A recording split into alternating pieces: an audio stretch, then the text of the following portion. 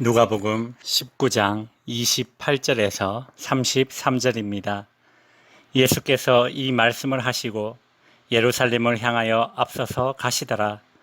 감람원이라 불리는 산 쪽에 있는 벳바게와 베다니에 가까이 가셨을 때에 제자 중 둘을 보내시며 이르시되 너희는 맞은편 마을로 가라. 그리로 들어가면 아직 아무도 타보지 않은 나귀 새끼가 매여 있는 것을 보리니 풀어 끌고 오라. 만일 누가 너희에게 어찌하여 푸느냐 묻거든 말하기를 주가 쓰시겠다 하라 하시매 보내심을 받은 자들이 가서 그 말씀하신 대로 만난지라. 나귀 새끼를 풀 때에 그 임자들이 이르되 어찌하여 나귀 새끼를 푸느냐 대답하되 주께서 쓰시겠다 하고. 아멘. 지난번 고난주간 새벽기도회 때 예수님 생애의 마지막 일주일간의 행적을 요일별로 대략 살펴보았었습니다.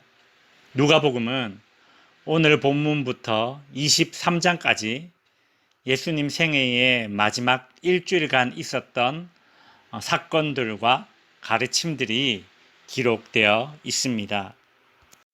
먼저 오늘 본문 28절부터 34절까지는 예수님의 예루살렘 입성이 어떻게 준비되었는지를 보여줍니다.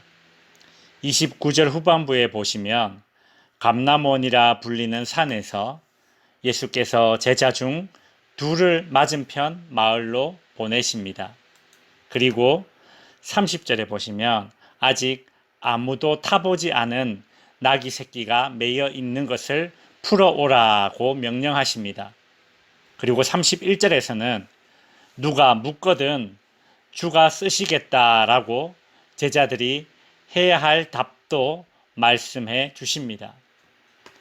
저는 이 부분을 읽을 때에 이런 상상을 해봤습니다.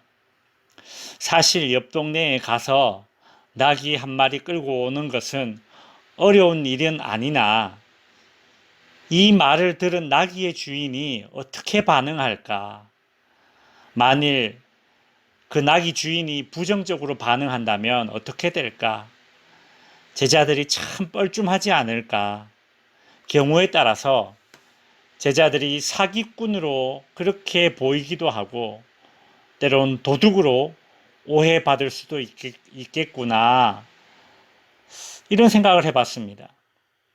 상식선에서 이해되지 않는 행동을 해야 하기에 참 순종하기 힘든 상황으로 지금 펼쳐진다는 것이죠.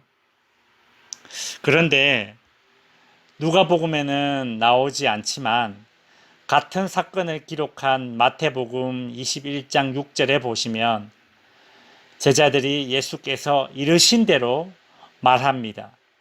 그리고 그 나귀 주인은 이에 허락하는지라 라고 되어 있습니다. 예수님은 제자들이 어디로 가야 하는지, 가서 무엇을 어떻게 해야 하는지, 또 어떤 말을 해야 하는지, 심지어 상대방의 반응이 어떠할지까지도 다 알려주셨습니다. 이 모든 일들이 예수님에 의해 철저하게 주도되었음을 보여줍니다. 제자들에게 당장은 이해할 수 없지만 주님이 하라고 하신 일들이 있듯이 우리들도 지금은 이해되지 않아도 순종해야 할 말씀들이 있다는 겁니다. 이해되지 않는 일에 순종하기 위해 내게 필요한 것은 지금 나에게 이 명령을 내리시는 분이 누구신가에 대한 알미입니다. 정확한 알매에서 대상에 대한 신뢰가 발생합니다. 우리가 하나님의 말씀에 순종하는 것도 마찬가지입니다.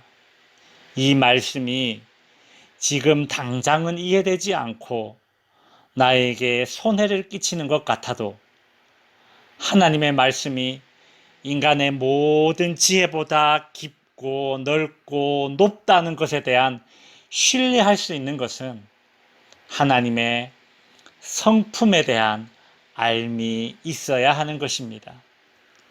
성도 여러분, 하나님의 말씀이 때론 나를 이해되지 않는 상황으로 인도한다는 생각이 들 때에 오늘 본문에 나오는 모든 것을 예비하시는 주님을 기억해 보시길 바랍니다. 그리고 이렇게 되뇌어 보십시오. 주님이 말씀하신 대로 모든 일이 되어질 것이다. 주님은 밤이든 낮이든 우리가 혼자 있을 때든 무리지어 다닐 때든 모든 상황과 앞으로 일어날 일들을 다 아십니다. 그런데 우리가 가야 할 길을 그 주님께 묻지 않는다면 누구에게 묻겠으며 그 주님을 신뢰하지 못한다면 이 세상에 누굴 믿고 따르겠습니까? 성도 여러분, 내가 만나야 할 사람, 내가 해야 할 일, 더 나아가 내가 짐작할 수 없는 일의 결과까지도 다 알려주시고 예비하시는 주님을 믿고 따르시고 맡기시는 그런 성도님들이 되시기를 주님의 이름으로 축원드립니다.